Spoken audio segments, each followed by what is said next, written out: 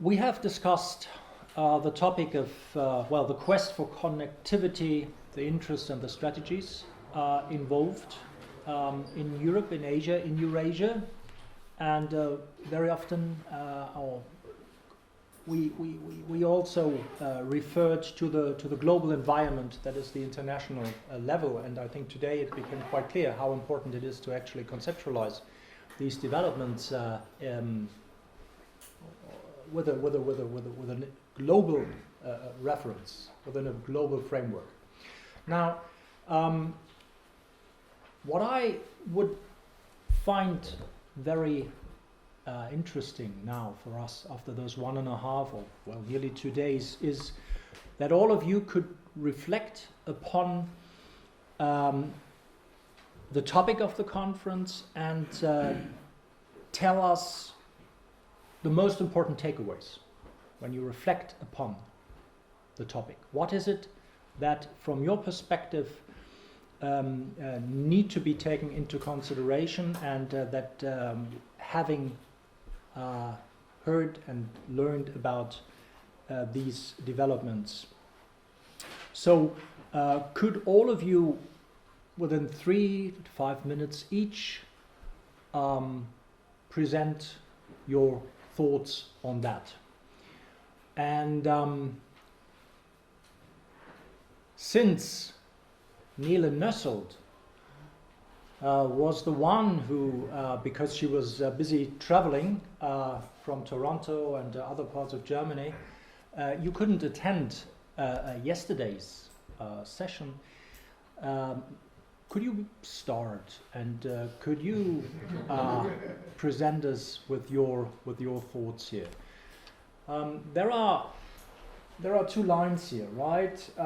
That I thought of weeks ago, and that obviously is the role for Europe and also the implications, the policy implications. We touched upon, well, actually we discussed that yesterday.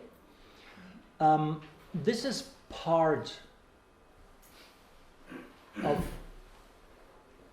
the broader framing that we have here right now, right? I mean, this is really about how do we need to conceptualize connectivity in order to get it right as academics. So whether this means that we need to work on theory like we discussed today, or whether that means that empirically we have to do, what does it mean empirically, right? So these are some well, incentives from my side. Would you like to start, Nele? Yeah? Definitely.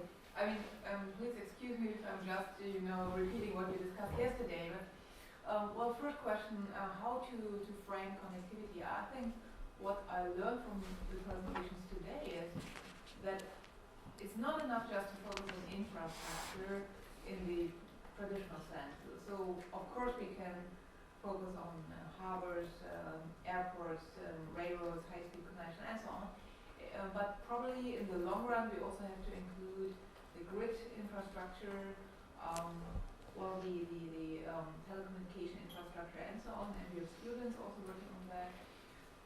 So probably we have to develop a definition of connectivity if we are going for a joint edit volume that has several levels involved.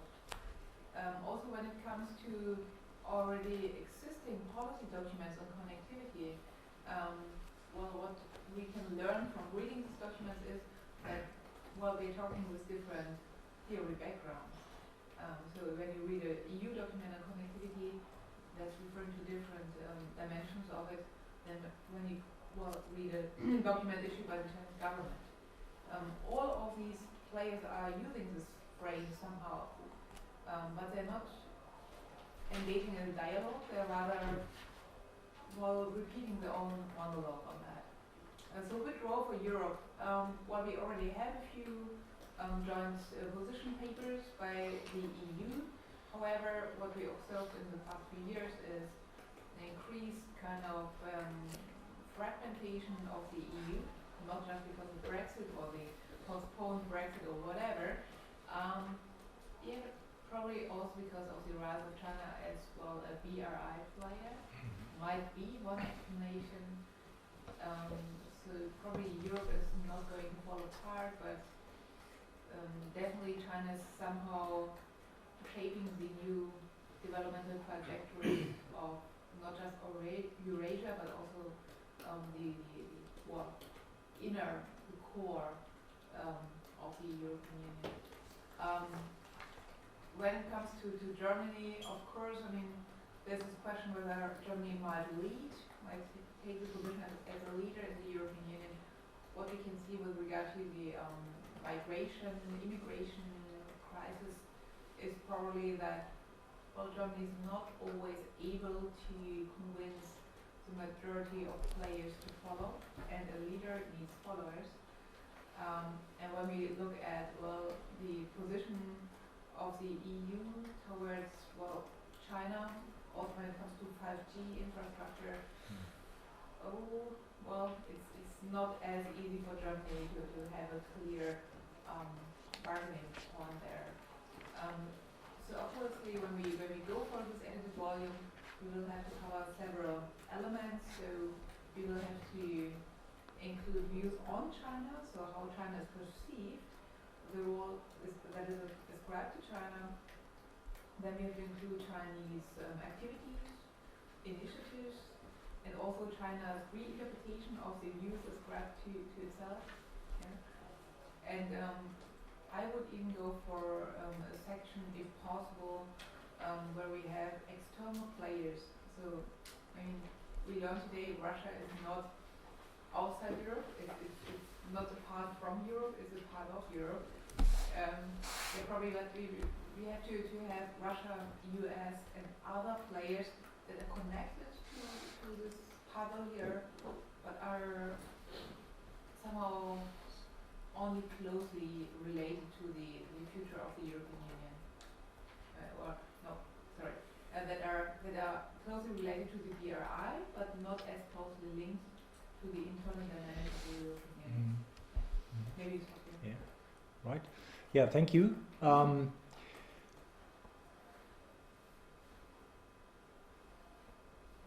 That certainly, I mean, that is linked to one of the most pressing questions, and that is, I mean, how to conceptualize connectivity in Eurasia. Is that about the Belt and Road Initiative, or is it much more? It's much more. And it's much more. I agree, and this is what the volume should demonstrate, right? As I mentioned in my emails to all of you, I have discussed with Routledge already. I have informed them that this conference is ongoing. They have shown they are interested in producing and publishing a volume on that. Now, I have the idea to try to launch this book in Hawaii next year during the International Studies Association annual meeting, right? Annual conference, and it is possible, but it will take some effort on our side, and so that. Just for you to know, when there are any reference to volume, this is the idea, right? So, those of you who participated here for the whole time, right? I mean, with regard to the most important takeaways, could I invite Francoise to share your thoughts? Well, I have a couple of things that overlap to some extent with what has been said, and some other things. Well, the first thing, I guess that before we actually start really writing this volume, we should be on the same page in terms of definitions. And there are a number of issues in which the definitions may not be exactly the same in everybody's mind. Which are? Of course, connectivity is the one. That's the first one. And I think that it is important to have in mind the various dimensions of connectivity that I alluded to yesterday, but a number of people in their presentations also alluded to these various dimensions without necessarily talking about them explicitly. That is physical connectivity, institutional connectivity and people-to-people connectivity. These three dimensions should be there, but beyond that, we still have to define connectivity in a much more precise way. And there was something that I found particularly interesting this morning, and that was the distinction that was made by our Chinese colleague, who said that the stupid guy will talk about differences, the smart guy will talk about similarities, and the wise guy will talk about connectivity. I thought it was extremely interesting because it seems to suggest that what he had in mind, or what Chinese have in mind when they talk about connectivity, are not even common points, but things that bring people together. So it's a very specific way of looking at connectivity. Is it what we have in mind with the connectivity that we are talking about? In which case, which I think that may be the case, huh? But I think it's extremely interesting. So it's not similarities, but it is things, bringing people together. I can't think of any better way of looking at that. So perhaps that would be the right approach. I don't know, it's just a suggestion, but I thought it was particularly interesting. So that's one first big issue that we have, defining connectivity. But there is another issue. We also have, in the title of your roundtable, you keep using this expression, which I personally don't quite understand, which is Eurasia. What is Eurasia? I mean, for me, the Eurasia is the Eurasian landmass. That is Europe and part of Asia, not the whole of Asia actually, only the continental part of Asia, which leaves a number of Asian countries out of the picture, which I think should not be the case. So if you talk about, in particular, if you talk about the EU-Asia connectivity strategy, platform, whatever they call it, it's not about China. And Asia is not China, China is not Asia. So I think that we should have a much broader perspective, and we should be talking about the rest of Asia as well. And so that's why I'm a bit uneasy personally with Eurasia. EU-Asia, yes. Eurasia, both. But that's a personal view. Perhaps, I'm totally out. And I should be told, no, you have to stick to Eurasia. Okay, fine. It is, yes, agree. Absolutely. But I think that we have an issue there as well. And on top of that, still about definitions, I think that, the reason why we really have to work on the definitions to begin with is that otherwise we may end up with a systematic problem that we find today in diplomatic discussions, which are definition gaps. So we may be using the same word, but meaning very different things. And this is something that actually pops up very often when we Europeans talk to the Chinese. And for instance, and this is something that I was alluded to this morning again, it's multilateralism. Oh yeah, China is all in favor of multilateralism, and so are we. But I'm not sure that we mean exactly the same thing when we use this term. So that's one first very important step, and actually it was present in a number of the presentations. Perhaps not explicitly expressed this way, but I think it was present in a number of the presentations. So we have to be clear about what we want to talk about. Is it EU-Asia, Asia broadly defined or not? And what is it exactly that we have in mind with connectivity? We should get that straight to begin with. Let us thank you very much and for your feedback. Yeah, very, very good, very important. And let us continue. And Marc, would you like to be next? Thank you. I guess 2 points are kind of springing to mind. First, in terms of logistics and empirical approaches, I'm seeing some very interesting descriptions of when we talk about connectivity and we talk about some of the kind of different examples of it, a very clear distinction between the physical and the virtual. The physical meaning the actual infrastructure projects which have been discussed, but also the virtual, not only in regards to the internet, but also in terms of exchange of ideas, exchange of concepts, and different types of communication. And as was just pointed out, sometimes the communication is not as configured as one may assume. So I think that could also be a potential focus for an upcoming publication. And I think that Second point, one strength, I mean there are quite a few strengths from the seminar, but one strength that really came out was the fact that the subject of connectivity in the Europe-Asia sense was really looked at from a variety of different angles, much more so than, let's say, other political science conferences that have looked specifically at the BRI or something like that. So I think that could also be a potential strength, the fact that we seem to be agreeing on more of a holistic approach to the idea of connectivity, not only from, let's say, a security viewpoint or an economic viewpoint, but from a very healthy combination of many different points. Yeah, thank you. Chanko, would you like to be the next? I agree with Ms. Francoise' points.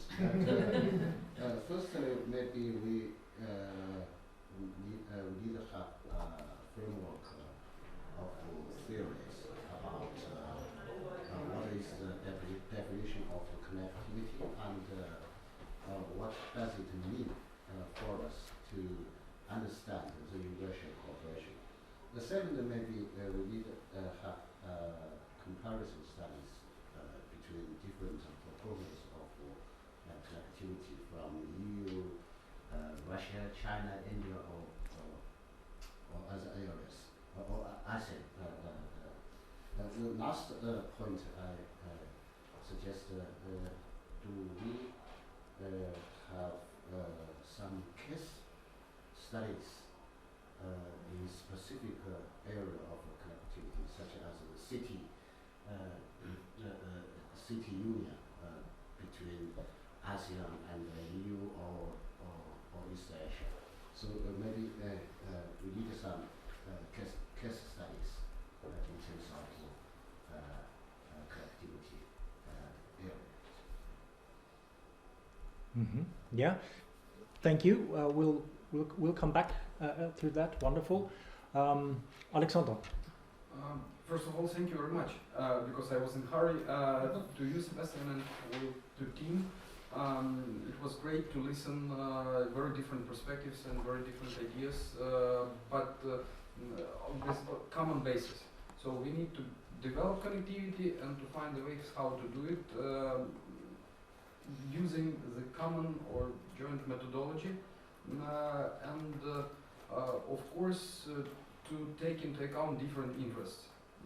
Sometimes these interests are very different, even to neighboring countries. Sometimes they have one vector.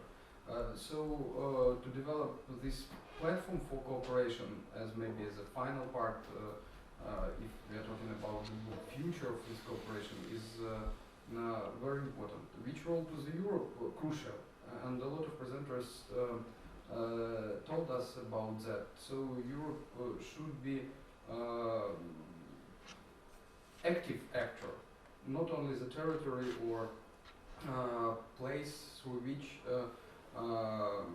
the process of connection, but still involved in value creation, involved in education, and Europe has a lot of cases of very good patterns for that cooperation. So to develop and to promote is very important, and do it for like common future. It's very important. So I think we need to continue, and I need to thank to all of my colleagues to share opinions and views. Yeah, thank you. Let us, Nurul, would you like to add your thoughts? Thank you, Prof. Sebastian. First of all, I would like to thank you for the conference organizers that have successfully conducted this very important forum. I'm very thankful and feel honored to be here and learn a lot from various perspectives from distinguished scholars from many countries.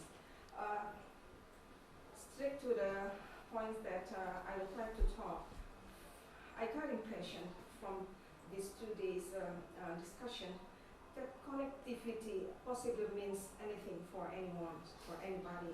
So I think it's important academic agenda to have a bottom line that can conceptually connect various interpretations on this term. It might be a difficult task for time being to have a common ground in this various perspective, but if it's not possible, I think let it be the dynamic discourse so far that can challenge our intellectuality. I think we should thank to China, despite of our disagreements and some disappointment because of people criticism on the side effects of BRI initiative. But I think this China's great initiative have challenged the world, have challenged many people in public sectors and private sectors to think beyond their individual or national interest. That's why I think the fundamental questions come up from my mind. First, actually, for whom interest this agenda of connectivity should be developed? I mean, in terms of the discourse level or in the policy level, and who should get benefits from this agenda? And what should be the priority at the local levels, national levels, regional levels, and of course at the global levels?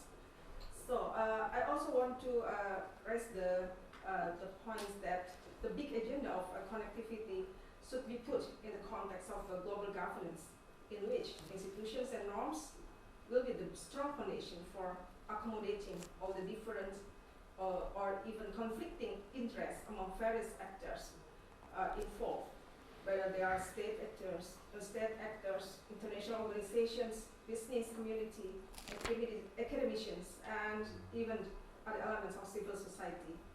All these actors should be facilitated to have mutual interactions, which should be dynamic and also fruitful for the pursuits of the fundamental objective of this agenda for connectivity.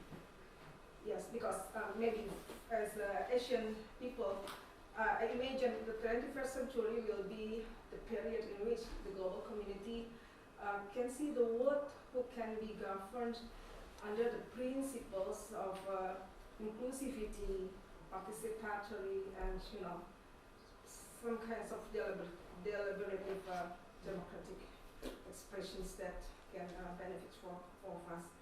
I also want to say be proud of ASEAN because we have a blueprint as a regional entity. We have a blueprint for building our connectivity, even though they are still maybe not well implemented, but at least it can show that we have the same vision, we have the same direction on it, and we have good commitment to implement it. I think that's all from me. Thank you. Yeah, well, thank you for sharing your thoughts here and your input. And Andrey, would you like to be the next? Okay. I'd like to highlight maybe 3 points. Being quite in agreement with Nurul and other speakers. I will say, to begin with, thank you very much, Sebastian, for arranging this conference with a very broad scope of issues. It really helped me to look at the issues much in a broader sense myself. What I would think as a very important thing for future research, including this edited volume, is trying to identify the win-wins in a broad sense, because connectivity is not a goal in itself. It's rather a way of achieving some more overarching goals, among them being, for me, it's most important, is prosperity and well-being of the people throughout the Eurasian continent and the peace and stability in the region. Connectivity may help.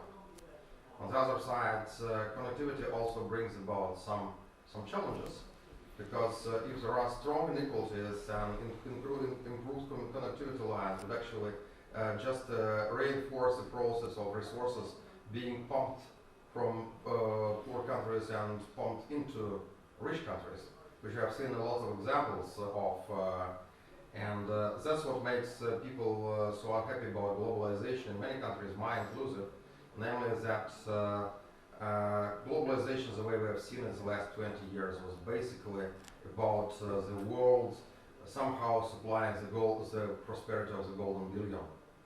That's what makes the BRI initiative so attractive for many countries, because it is based on different principles of, I mean, it is a declaratory part of that. It is win-win, it is mutual respect, it is respect for the country's national identities and so on.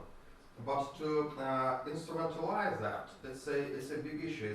This is actually where the research community could actually help, trying to find out, to identify both the sectors where such cooperation could actually bring about a win-win, and what kind of institutionalizing may be required in order to avoid some negative scopes of increased connectivity, so that A, connectivity is enhanced, and B, this connectivity brings about good results to everybody, every nation involved. That's my first big point. Sorry, I'm thinking high, but my other point is about Eurasian. Thank you very much for bringing that word into your title. Here I have a kind of dissenting opinion with Francoise.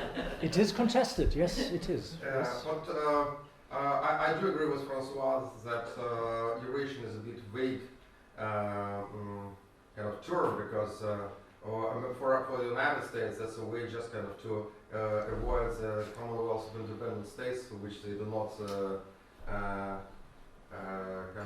do not accept, do not recognize. So they either say former Soviet Union or Eurasia, meaning exactly the former Soviet Union. While for Eurasian countries like mine, it's a different notion. And for Russians, it's also a very philosophical content. Mm-hmm. As of late 19th century, we have these two schools, scientific schools or public thought schools in Russia: Westerners versus Eurasianists, whereby the first says that Russia has nothing to bring to the global community, but rather to learn from the global community, from the West, and actually follow the Western example, while Eurasianists say that we are a civilization by ourselves. We have roots both in Europe and Asia, and our path is actually to work and to live together with the West and the East, and go trying to find our own third way. This discussion is still ongoing now, 150 years after, and which shows that it is something like very, very deep in Russian thought, but it also shows that the issue is pretty much relevant. And talking about connectivity, indeed, because yes, I totally agree with this broad definition.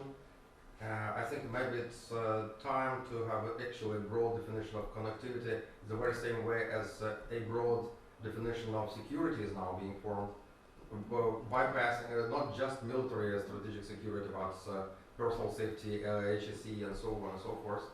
Same apply for the connectivity. We help to bring about a holistic picture of that. That's true. On the other hand, it's also clear that by the end of the day, it may also boil down to some specific ways of connecting countries and continents in between. And okay, EU-Asia is cool. It's all right. It's a very broad issue of relations. But if we are talking about the connectivity in global in kind of scale of Europe-Asia, then indeed we should go beyond that. It's not because of me, Russian, advocating for Russia, but it's my sincere viewpoint as an economist that actually we cannot look at the world piece by piece with all those bilateral relations as important as they are, but we should rather have a holistic picture, especially in terms of developing infrastructure, so that Russia and Central Asian nations and maybe South Asian nations will be definitely in this picture. In this case, only we can have some kind of holistic understanding of connectivity as a problem and as an opportunity. And my third comment is about Germany's and EU's policies. Well, it was no surprise for me to see that the EU connectivity platform has just one mention of Russia. And on the very same list as Iran, United States, and Australia. So we are equally kind of remote for you, for your European Union, which is, I mean, geographical and historical terms, it's actually not that much true, but that's a very, pardon me for saying that, that's a traditional view of European Union. I really like what the words which were used to said yesterday, the unspoken elephant in the room. That's what Russia is for the European Union, because if you look at the EU's policy towards Central Asia and Caucasus, this Bersick initiative, Nabucco gas pipeline, Tanap pipeline, or whatever you name it, that's always kind of, they never speak about Russia, they speak about the necessity for the Central Asian or Caucasian nations to avoid unilateral dependence on either supplies or transit from one specific country, not mentioning the country. In Russian view, it's not a very productive, okay, whatever the reasons, but we need to look broader at that. And Germany was really a very kind of innovative nation in this respect. I appreciate your mentioning yesterday this Neue Ostpolitik by Willy Brandt and German Schmidt, who have traditionally been very highly appreciated in Russia. I agree definitely that engagement is a very important word, not just in political sense, in not kind of security policy, but also in terms of economic cooperation and connectivity. So what role Germany could play here? Be an innovator. Thank you. Yeah, thank you for your thoughts here, and let us move on. Rahul, would you like to be next? Yes, a couple of quick points. I think well, most of the important points have already been made, and one of those points is that we have to look at connectivity in all its aspects. So not just physical connectivity, but also institutional, digital, soft connectivity aspects. So clearly define it when we do this book project together. We have to be very clear on that. And there are those who work on it, like ADB, people who be working on these areas. I was luckily involved in one of those. So you have to be clear on that, and you have to also include all the aspects if you really want your book to be a good source. Mm-hmm. So in that regard, it includes the economic dimensions. For example, you have to look at the FTAs, the ASEAN European Union, and other FTA arrangements that are happening, lowering of trade barriers and economic engagements that are happening.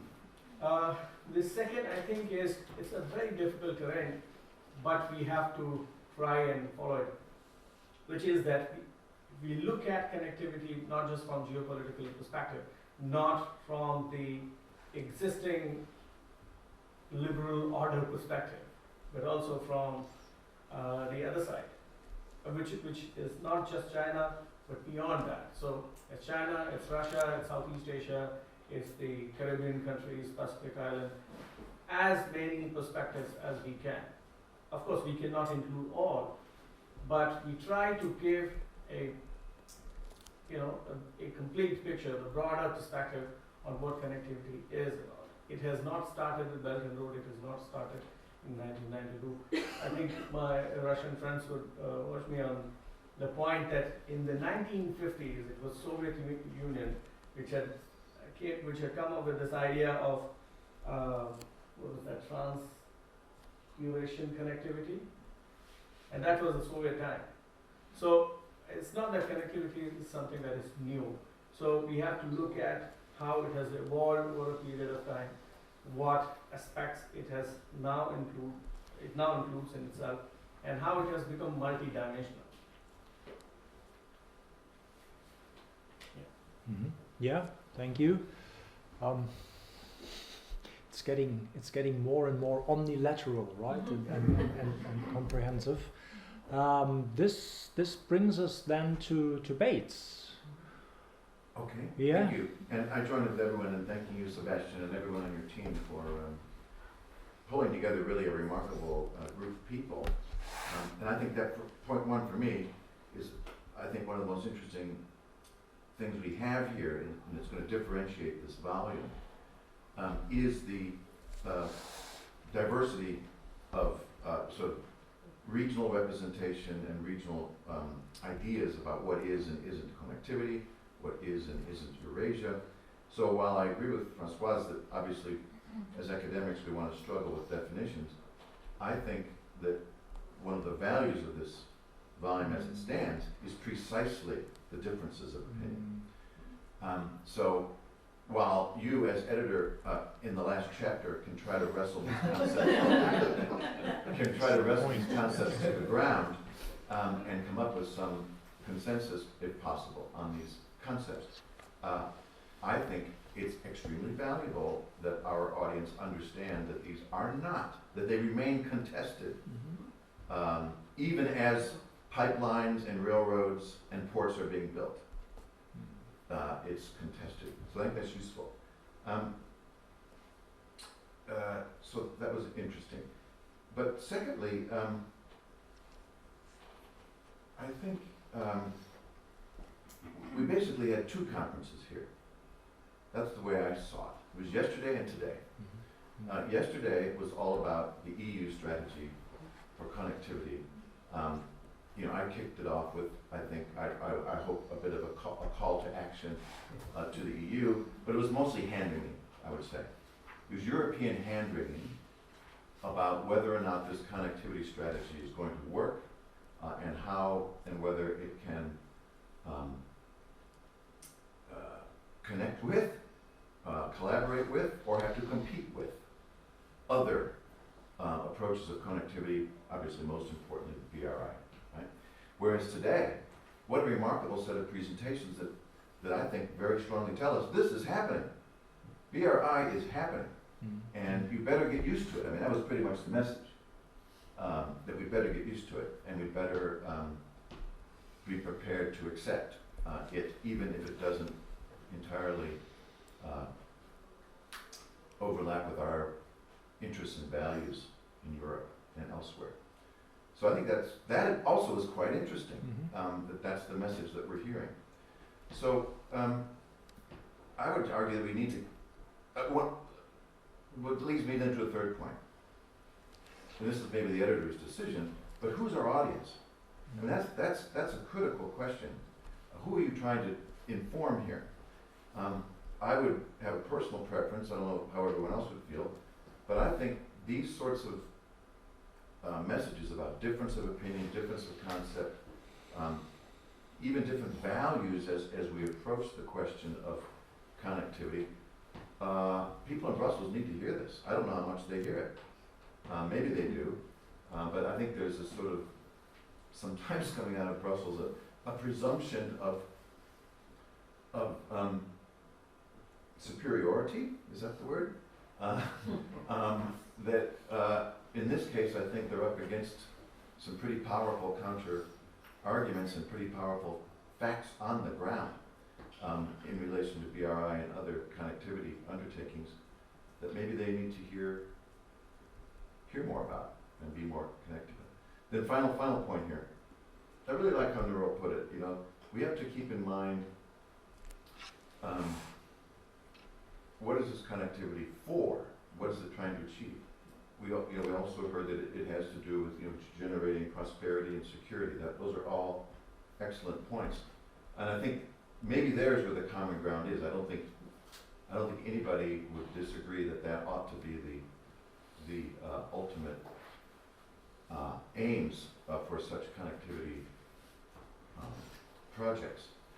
But then the second question has to be, well, then how do you assure that? And I think the European Union has a certain narrative of how that gets done.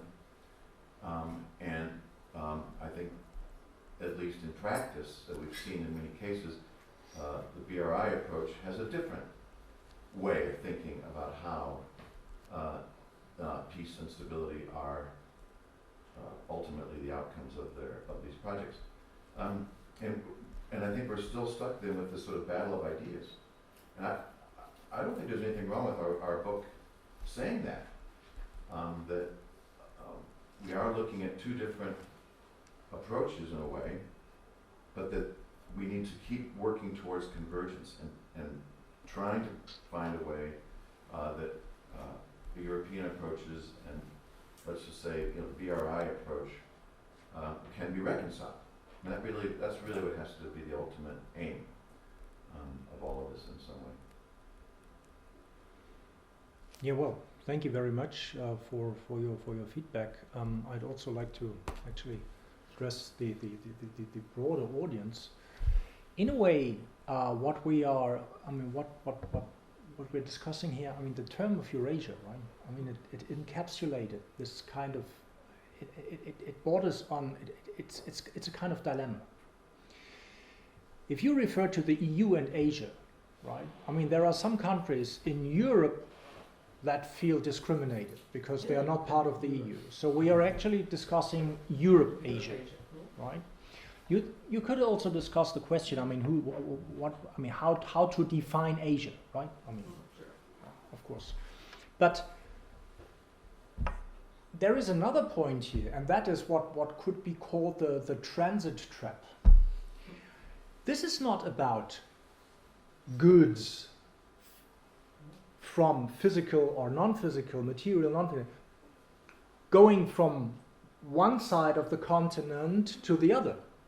No, this is about creating let's call it a space, yeah, that is integrated in the sense that all actors become stakeholders, right? And that is an integrated, holistic approach that is not where we still miss a term for that. And obviously Eurasia is connotated in many ways, and especially when you look at the Russian context, right? This sometimes this borders on quite awkward, nasty political philosophies, right? But when it comes to try to conceptualize in a word that this is about not the transatlantic world or the Asia-Pacific world, but that this is something different, where countries in Europe and Asia become more involved in shaping global affairs between them, amongst them, and also by reaching out. Then we end up with that question: how to name it, right? So EU-Asia, Europe-Asia, Eurasia, it comes with advantages and disadvantages. And at the bottom, the main issue here is that we need an integrated, comprehensive approach. And in terms of the theoretical, the conceptual framework that we're looking for, I think what has been said with regard to global governance is very important, right? This is what can only agree here. However, there are several levels, and this is about, trans-regional governance, right? Inter-regional, trans-regional governance. Lots of what we discussed today reminded me at some point of the discussion that took place with an APEC and ASEM 20 years ago with regard to open regionalism, right? Because we're still trying to bring together these different normative institutional concepts, right? You don't want to give up sovereignty on the one hand, and then there are those the Europeans who have done so, right?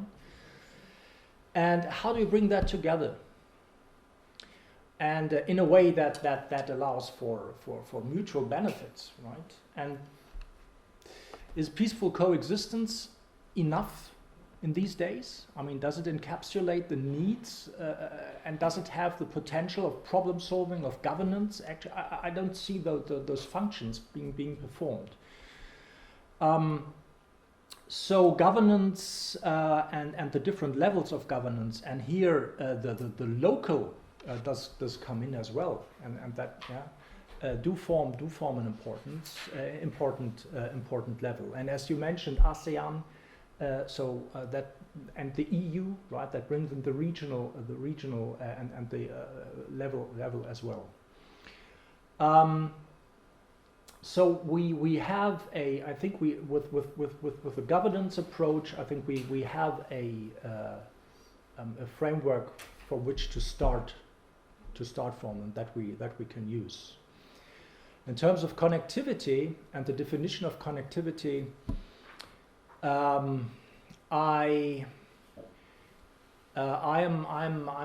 more inclined to share what Bates has mentioned by pointing out that the diversity that we have encountered here is actually what makes the beauty, so to speak, of this approach, right? And that was also the thinking when I thought of inviting, well, whom to contact, right?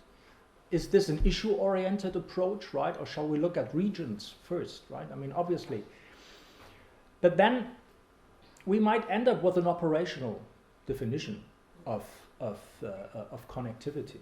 Yeah, I think this is something that would help as well.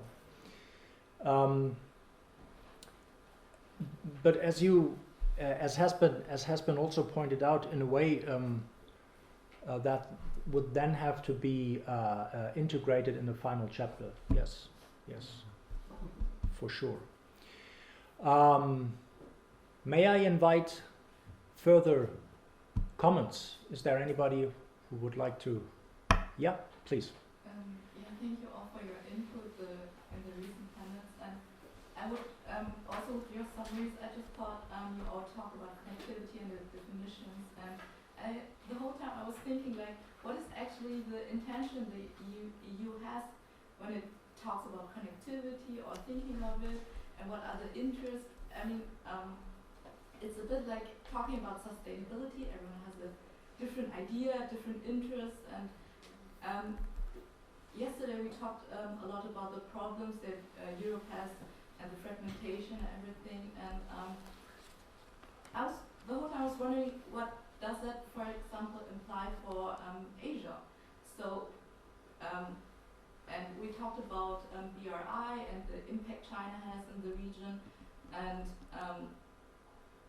what, you know, I think about the Asian countries that actually we didn't really talk about, and what would their interest be, or what would their, you know, demand for Europe be? And I think that's something that has to also be covered by the aspect of connectivity, the other side of the connectivity part, not just Europe.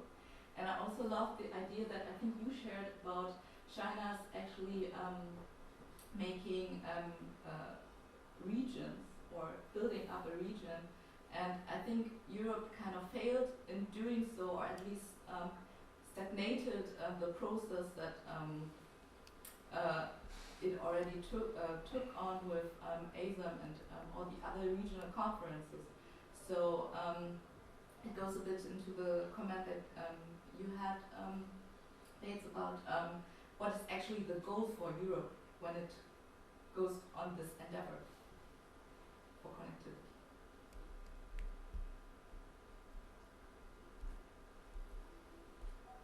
Well, in a policy paper, right, you would tell them. Because so far, this is. I mean, this has not been answered. I mean, since 1996, the Europeans participate in. They do have the Asia-Europe meeting. It never occurred to them that they that they do have a stake in shaping Europe-Asia relations. This was always reactive. It has always been reactive. And it is only now that China has come with the Belt and Road Initiative. It is only now that the Trump administration is well taking a unilateral protectionist approach, that there are factors that caused them to come out with that new connectivity strategy. And this connectivity strategy is, within the ASEM context, it has not been applied so far, right? But within ASEM, they felt that China is getting louder and louder in somehow making ASEM a kind of a toolbox for the Belt and Road Initiative, which is obviously not what is wanted, which brings in further questions and issues. What is the goal? Well, yesterday it was said, I think yesterday at one point it was mentioned that strategic autonomy is not what the Europeans should go after, right? But then again, I mean, what does that really mean? Yeah. But in the end, this is about how to strengthen EU activeness, right? And this internally, and this implicates internal and external factors, and it is extremely contested at the same time. But what this conference has shown clearly is that by denying or ignoring the role that what has been called external actors here, although I don't perceive Russia as an external actor here. For EU, yes. Yeah, well, but I mean, I was referring to, Russia is a member of ASEM, by the way. Sure, since that granted well. Yeah, yes, of course. They they wanted to join much earlier, but they weren't allowed to. This is not a proper analytical framework to describe and to understand and explain what we are observing. So in a way, the fact that yesterday was far more about the EU and right, as it has been pointed out, and today we saw how the BRI is actually working. Well, these are only two sides of the same coin. Yeah. And so in this in the volume, that would have to be made clear why this is so, and what the implications are. So actually, rather than Eurasia, what you have in mind is ASEM. No, because ASEM is not functioning in the way it should. Well, the original idea. No, I'm not saying that you should put ASEM in the title, because it will be said, that's for sure. ASEM is supposed to develop a strategic transport plan. But haven't succeeded so much. But that's more or less what you have in mind. No. The idea is that, I mean, ASEM is that is a bit misleading, because first of all, it is an institution. It's not the institution that I have in mind here. The institutional. Yeah, well, but the fact that Asian actors and European actors, state and non-state actors, that this is yes, that's the idea. Okay. And we can actually, when we look at this, we can learn a lot from that, right? I mean, it was Asian actors, right, who came up with that idea 20 years ago, right? Mm-hmm. And it was the EU who essentially hijacked the European side by not allowing any non-EU members to join, right? Which has changed now, Norway and Switzerland, which also shows us, by the way, how how Asia impacts on European region building, right? I mean, that is something that has been so far not really realized by only a few, if any. So we have this very dynamic pattern of interaction, and which indeed calls for an integrated understanding, yeah, and which is why the diversity aspect of it, right, is a strength. Yeah. I also comment. Sorry, I forgot to say it before, but the volume is, if it is to be prepared now and printed in 2020, we will have one more challenge. I don't say a problem, but a challenge. Time. Not time, but timing. Sorry. Yes. Because the situation is now always sudden. It has become very labile. How to put it? Very volatile. I was struck yesterday by the very harsh anti-Chinese sentiments in some of the speeches.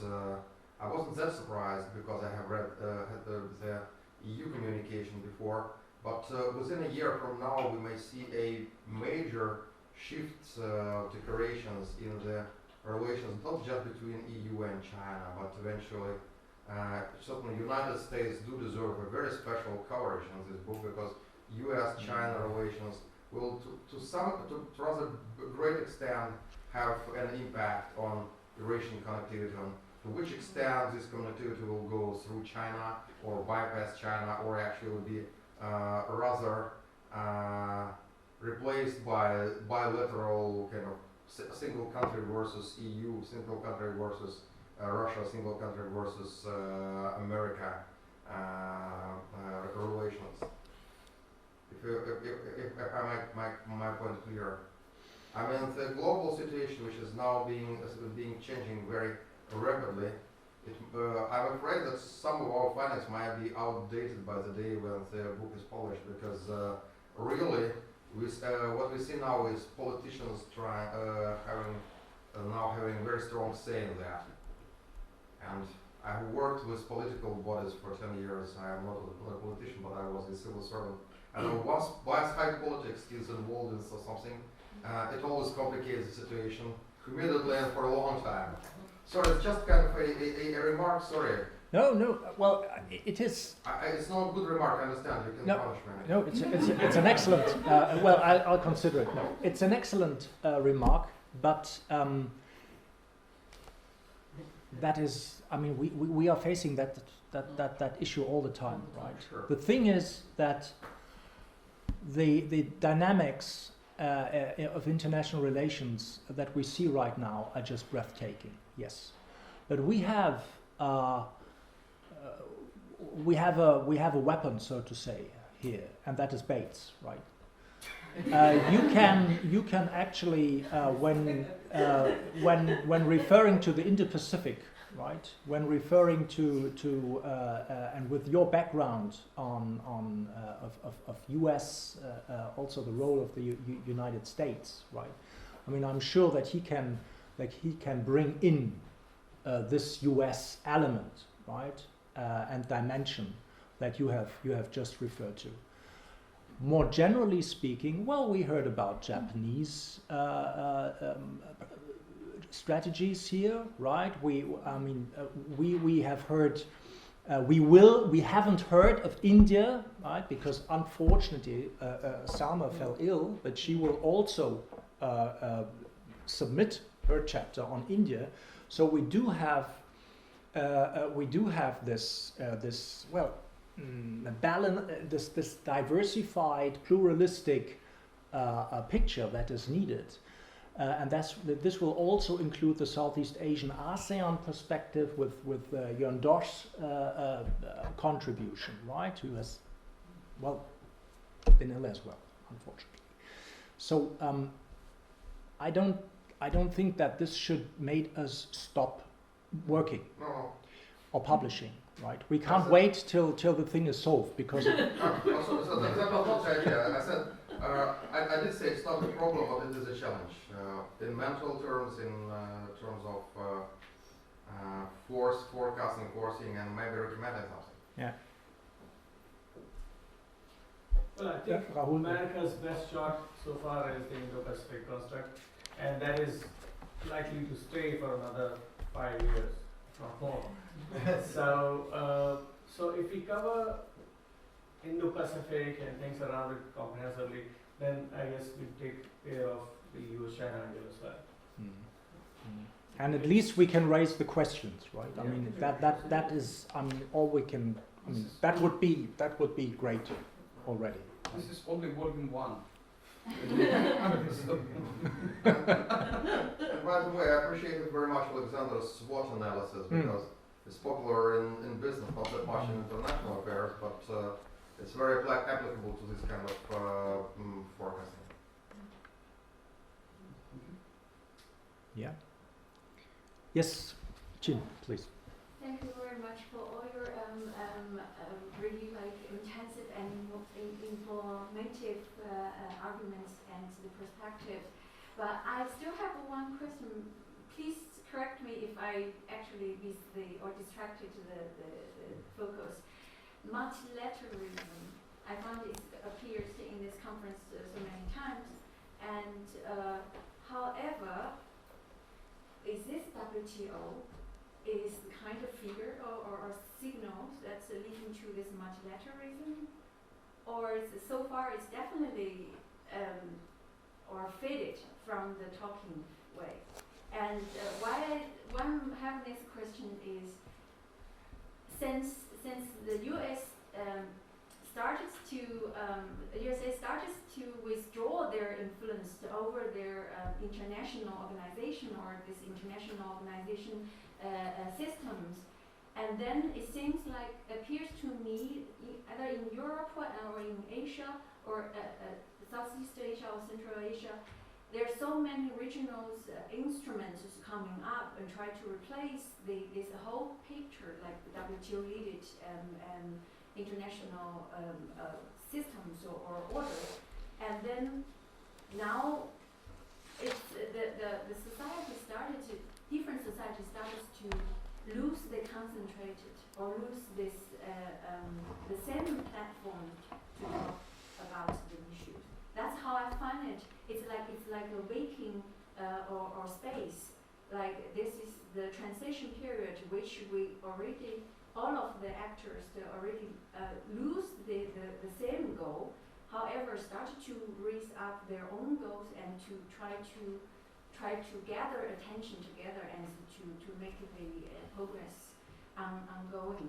And that's how that is impression to me. And towards the question is, what's the EU's priorities regarding this your concepts of the multilateralism and also towards your Asia partners? Is there any goal that's other than US ones of formal this international leading figures?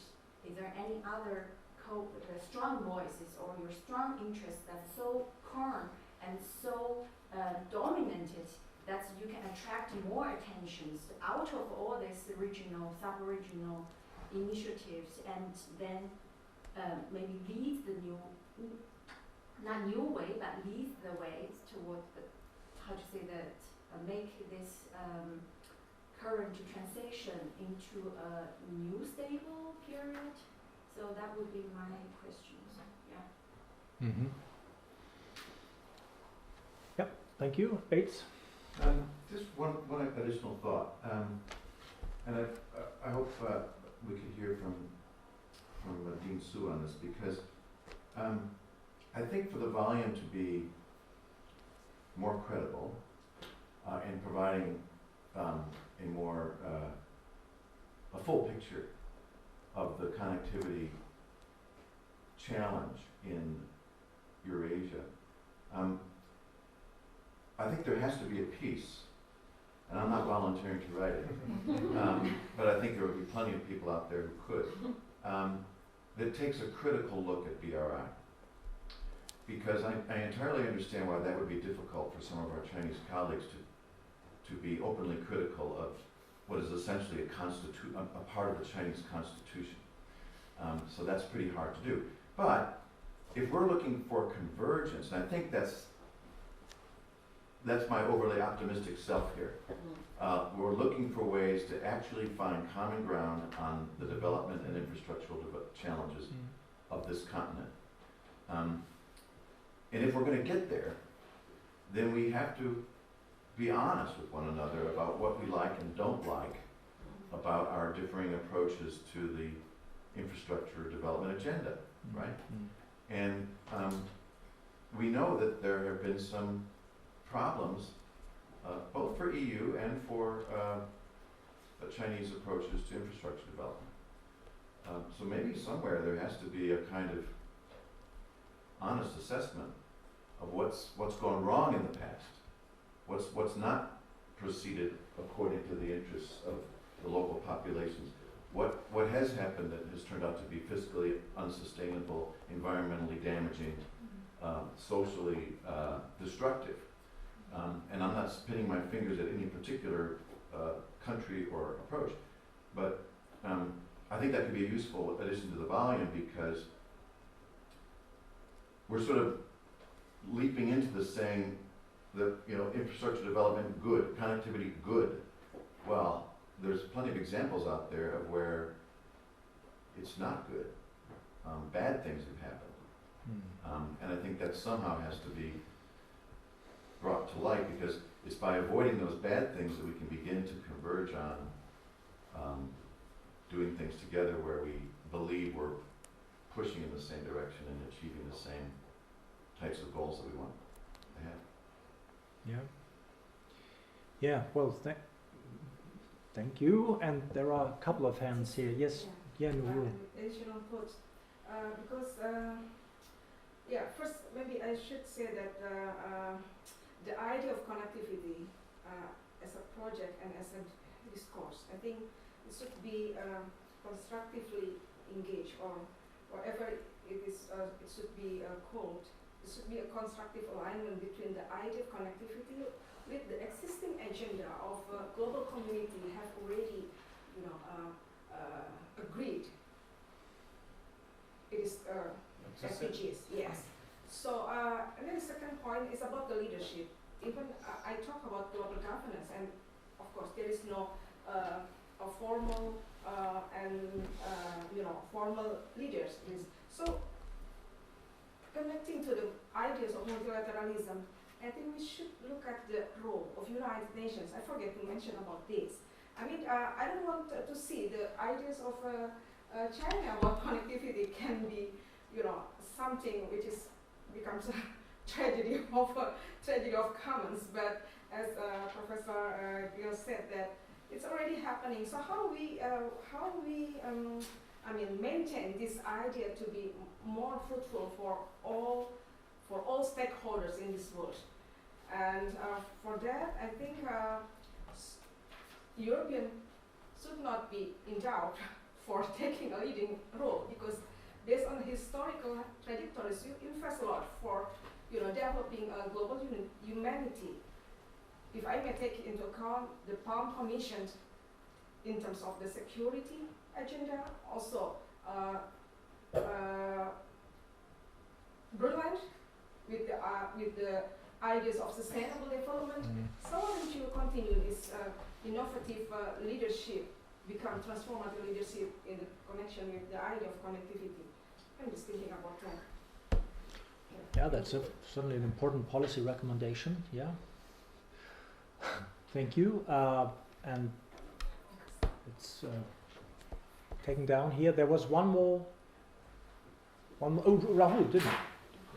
Well, just following up on the point that Bates had. Yeah.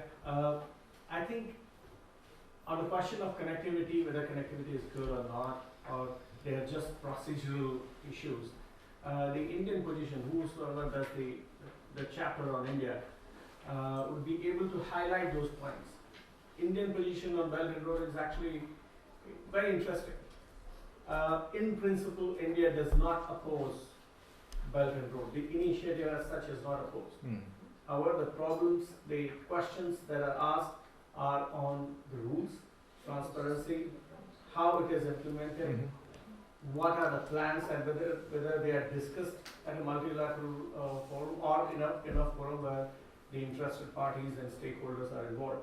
So those are specific objections that India has. Yeah. I think if the person who's doing India chapter highlights those points and they are reflected in the introduction also, that would Good. address the points that we said. Important, yes. Marc, Just final remark? Yeah, just a very quick point. I mean, one theme which I'm just hearing just over the past few comments that were made is a lot of this also has to do with not only who is responsible for making the connections, like who is able to actually go out and create this tie or create that tie over there, but it's about the power to make those connections, but also the power to maintain them.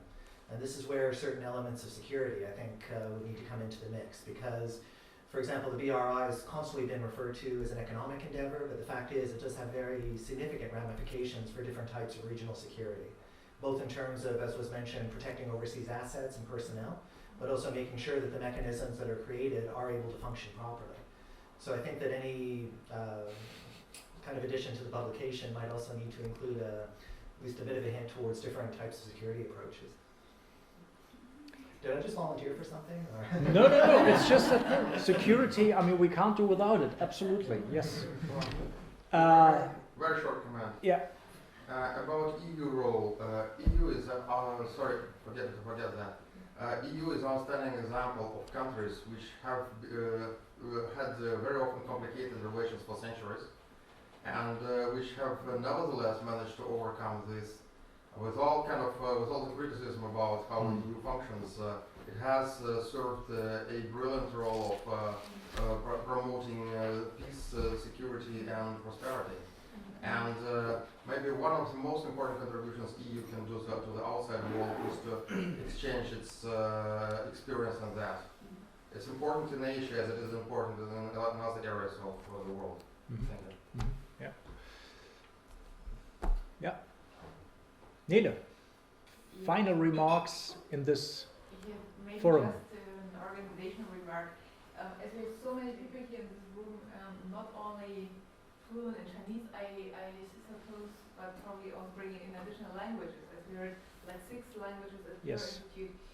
Maybe that's also a selling point. I mean, if we go for policy advice somehow, presenting our views to the European Union, or at least convincing Roundtable to publish with us.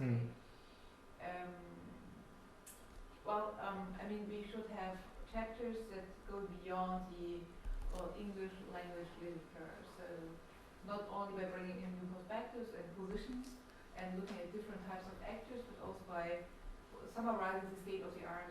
Yes, it's a selling point. This, it would be really important because we have some Chinese scholars really on that topic. We might have Russian scholars and so on. Absolutely. So these are documents not covered in any existing monograph or edited volume, and I think that should be a strong point in your outline and your synopsis. Yeah.